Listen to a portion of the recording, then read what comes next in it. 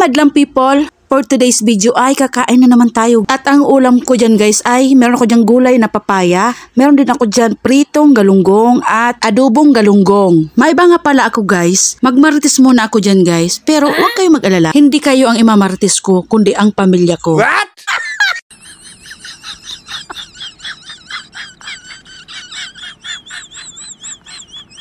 Ang totoong ulam pala namin dyan guys ay yan mga isda lang. Yang kasing gulay ay galing yan kay mother. Duman kasi siya dito sa bahay kanina guys. Tapos may dala-dala na siya ng papaya kaya nakita ko. Ang sabi ko sa kanya, bigyan niya ako ng gulay kasi namimiss ko na din yung gulay na papaya. Naalala ko pala guys nung bata pa ako, nung nagbabagyo, palaging merong mga ganyan na ginugulay si mama saka si papa. Kasi noon sa panahon namin noon, pag nagbabagyo marami talaga nagkakahulugan ng niyog, gulay na papaya, gulay na langka, at kung ano-ano pa. Dito kasi sa lugar namin guys, ang babait ng mga kapitbahay namin. Kahit sila yung nagtanim, nagbibigay sila sa mga kapitbahay nila. Kaya ito ang gusto kong pamumuhay dito sa probinsya. Pwede kang manghingi, hindi gaya sa Maynila. Lahat bili. At isa pa ang gustong-gusto ko dito ay tahimik lang, hindi gaya doon, maingay. At naalala ko pala guys, nung bata pa ako, wala pa noon gadget. Ang mga laro lang namin noon yung mga larong kalye. Gaya ng patintero, naglalaro kami niyan sa tabing dagat. Mas namimiss ko yung mga laro noong panahon kaysa ngayon guys. Sa panahon ngayon guys, bihira na ako makakita dito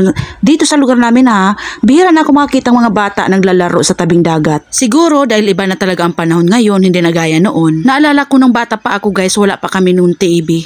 Palagi kami naglalaro sa labas kahit gabi na. At nakikipanood kami sa kapitbahay namin na merong TV. Nandun kami hanggat matapos yung mga pinapanood namin na drama. At kasama ko yung mama ko at mga kapatid ko. At ang pinapanood namin noon, yung dramang sikat noon guys, yung Esperanza at yung Mula sa Puso at yung Mara Clara, yun ang tumatak sa amin kasi yun ang sikat na telenovela noon. At naalala ko din guys, yung bata pa ako, naglalaro kami ng kalaro ko ng gabi. Habang naglalaro kami, naririnig namin yung drama sa radyo na paggabi, yung bang Gabi ng Lagim.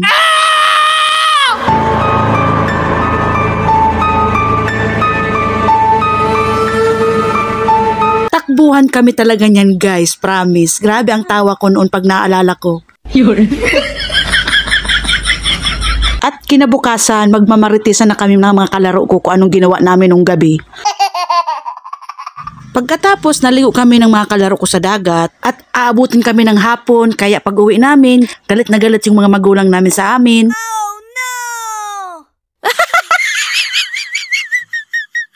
Nandun yung kurot, palo, tapos iiyak kami pero kasalanan naman namin.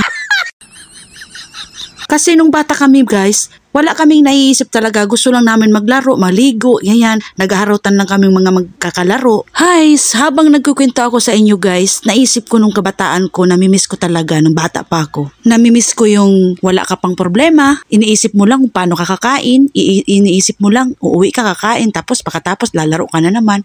Yung ganun, ganyan talaga ang buhay.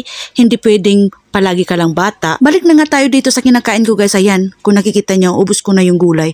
Masarap talaga kasi maggulay guys si mama. Kasabay ko pala dyan guys si Bunso, nasa tabi ko lang siya. Binigyan ko siya dyan ng kunting papaya kasi ayaw niya talagang kumain ng gulay na papaya. Kasi first time niya palang niya matitikman. Pag hinog na papaya, kinakain niya guys. Paborito niya yan. At yung pritong isda lang ang ulam niya dyan. Nagsasawsaw lang siya dyan sa sawsawan namin na toyo, suka. Ang gustong-gustong ulam talaga kasi guys ni Bunso. Mga prito-prito lang. Mahina siya sa paksiw, sa adobo. Pag prito yang, mas madalas siyang kainin niya prito-prito. At mga sabaw-sabaw guys, gaya ng sinigang, tinola, ayan, paborito niya yan. Marami siyang nakakain pag ganyan ang ulam. Yung panganay ko guys, ganun din. Ang mga gusto niyang ulam, mga prito din. Para ang kasing ama nila, ang ama kasi nila guys, yung asawa ko, mahina din sila sa sa ibang mga ulam. Gusto niya pritong karne, pritong isda, lahat na lang. Mahina sa sabaw. Ang dalawa kong anak, mana talaga sa papa nila. Kung ano ang gusto kang papa nila, yun din ang gusto nila. Kasi ako guys, hindi ako mahanap sa ulam. Hindi ako maarte sa ulam. Kung anong ulam, kahit anong ulam kinakain ko. Kita naman sa katawan, di ba?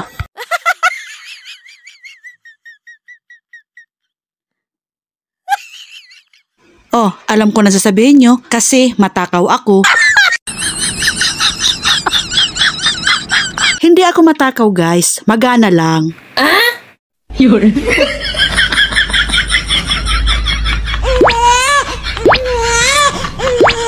Balik na tayo sa kinakain ko guys kasi mauubos na yung pagkain ko dyan. Ang black na itong yaan sa mo. Lalo ko na ito, kinakalay ko, mag-uotong. Napupunta sa ano ko, British. Anong kulay? White, saka black, saka may ma-brown. Beside.